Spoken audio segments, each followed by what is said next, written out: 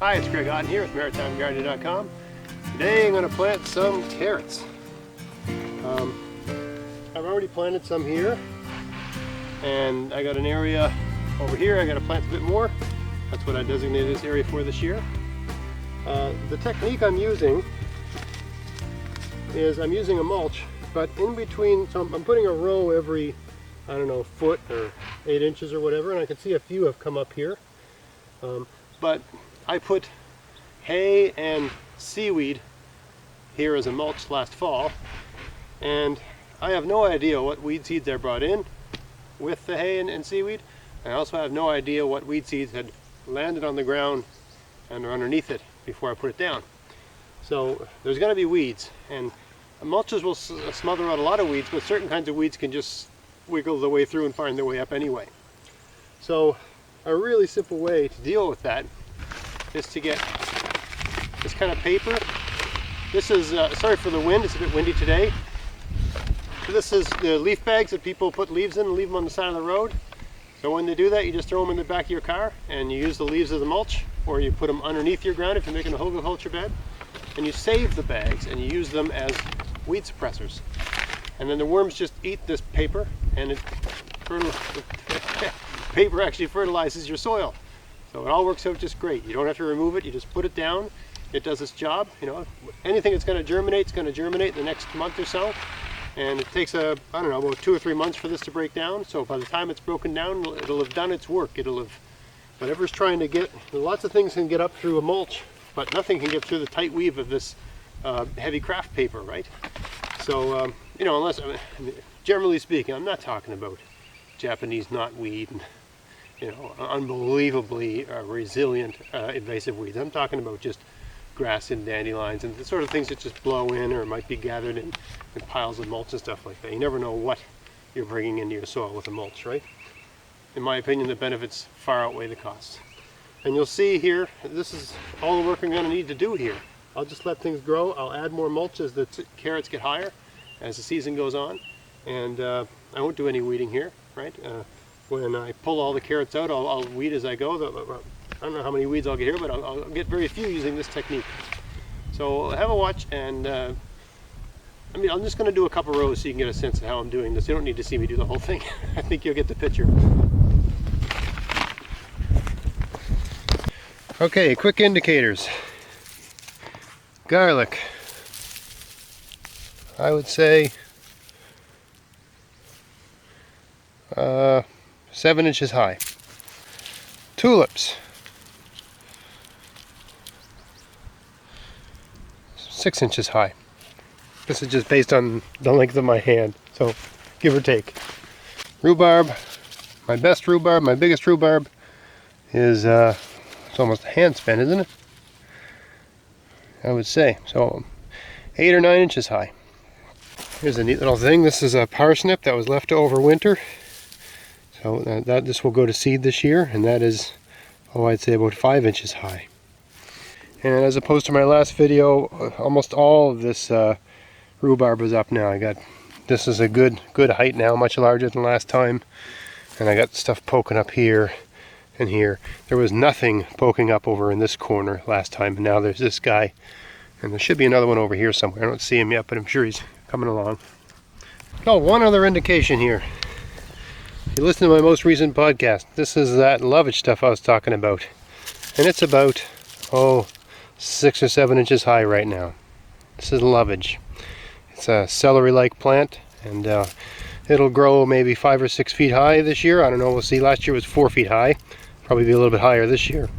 Anyway, you just cut stalks off and use them the same way you would use celery. They have a very strong celery taste. You don't need to add a lot to something to give it a celery taste. It's just great for soups and things like that. Okay, I got a section here. I'm just going to zoom you in a little bit here. And I'm going to try to plant some carrots here using the technique I was talking about. So here we go.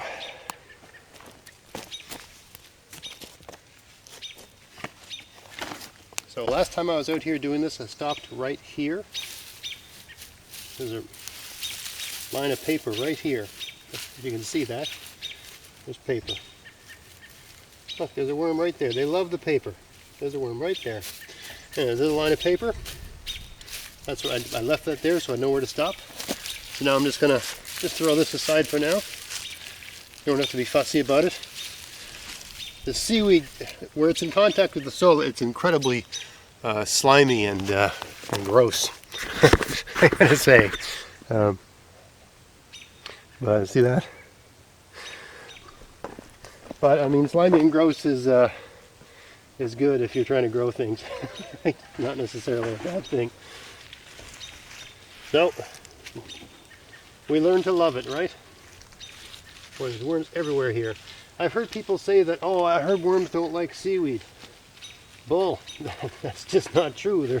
There's worms all over the place here. There's also these little cutworms. Oh yeah, there's worms and things. There's living things everywhere here. Everything likes the seaweed. There's a worm. There's two worms right there. Just in with the seaweed. Worms like seaweed. Anyone that says that read it somewhere and is just repeating it because they read it somewhere. I try as much as I can on this channel to only speak to things I can verify through my own experience, and I'll qualify anything I say to say that's what I've observed here in this location. Because some things may work here that won't work somewhere else. That's possible. There's always that possibility. Alright, that's all the soil prep is needed for right there. So you just take your paper and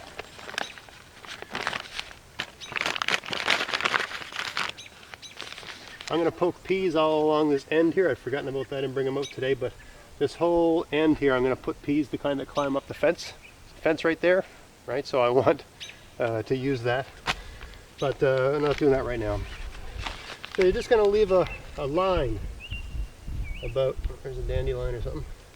You're going to leave a line about 2 to 3 inches wide between the pieces of paper.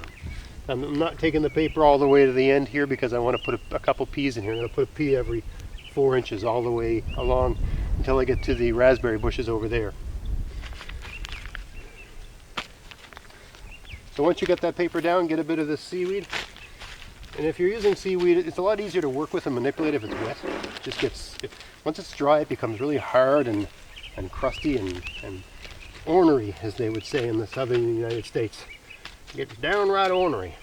So just put it in some water. It just rained last night, so I don't have that issue. But if it's all crunchy and hard, like it is right here, right? You can hear this. That's crunchy and hard to manipulate. This is soft and gooey, like pasta. That's the way you want it. It's very easy to manipulate. Also, if you're trying to cut it up and make it finer, it's a lot easier when it's like that. All right, so that's done. Let's put another piece down. I'm just using, these bags are usually double ply. I'm just using 1 ply. That's all that's needed. You don't need to bother cutting it, just fold it. It's about speed. It's about getting it done. Not about perfection or some sort of bizarre quest for geometry. It's about speed. Getting it done. Get out there and get at it and get it done, right? All right. So I just put the seaweed over this mulch here. It'll help retain moisture, but it'll also keep it from blowing away, right? I had a lot of wind here. I don't want it blowing away. So now I can put my seeds in these 2 rows. I wouldn't put them any closer than 2 inches because the rain and the wind and stuff may move them around a little bit, and you don't want them paper going over where you put the seed, right? Boy, this stuff is slimy. Ugh. All right, I also have some loose soil here. This is just compost from my compost bin, right? So it's got lots of good stuff in it. Got rained on pretty good the other night. Anyway, it should be okay. So it's just compost, right? All right, so now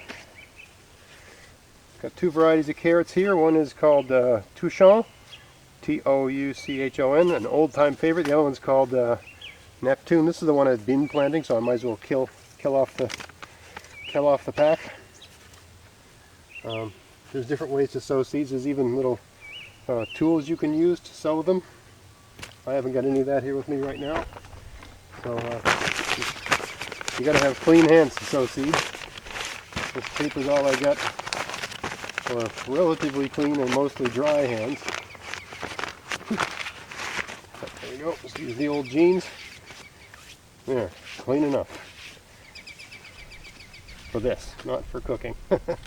Alright, so you notice I didn't till this or dig it up or anything like that. This soil's loose, it's soft. Right, I grew potatoes here last year, and after the potatoes were done I grew spinach and Swiss chard. These have never been tilled. Except I guess insofar as when you harvest potatoes it's kind of like tilling because you have to dig them up and move the soil around a bit. But with that disclaimer, I say it's never been tilled. When I say my garden's never been tilled, just about every bed at some point in time has potatoes in it. So everything gets some kind of tilling, I would say, at least every 5 years, because I always grow potatoes. Eventually, I rotate my crops, and I grow potatoes in that rotation. Alright, so that's it for the Neptune. They're done.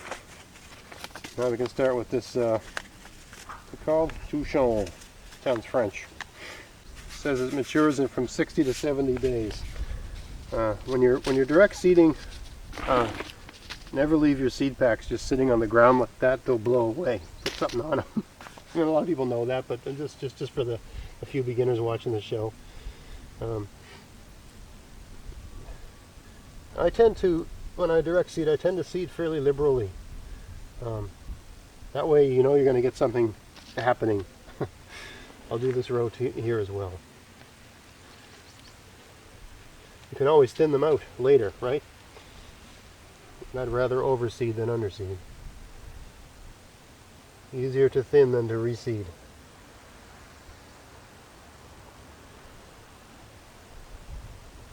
That's good.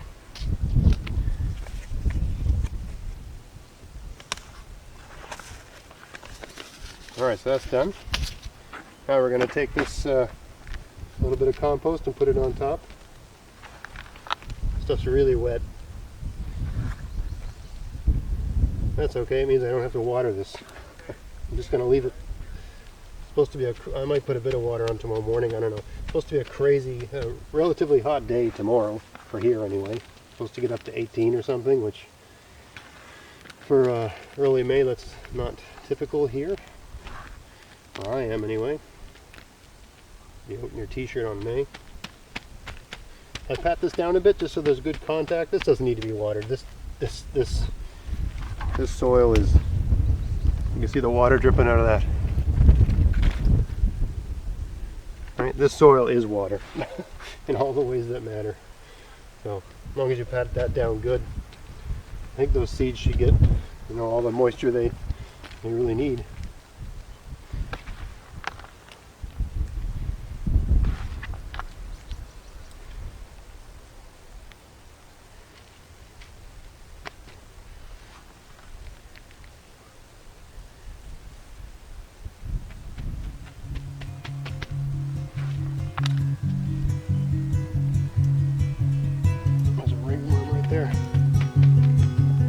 That's it.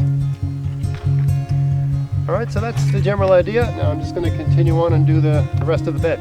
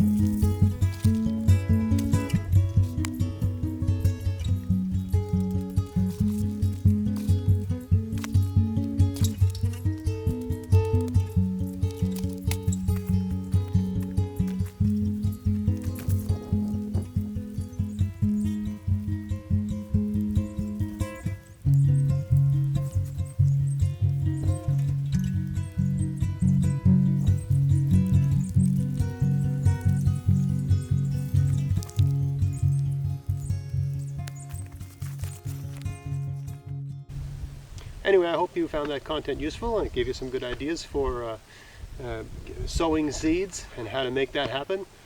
This is the time of year to do it, right?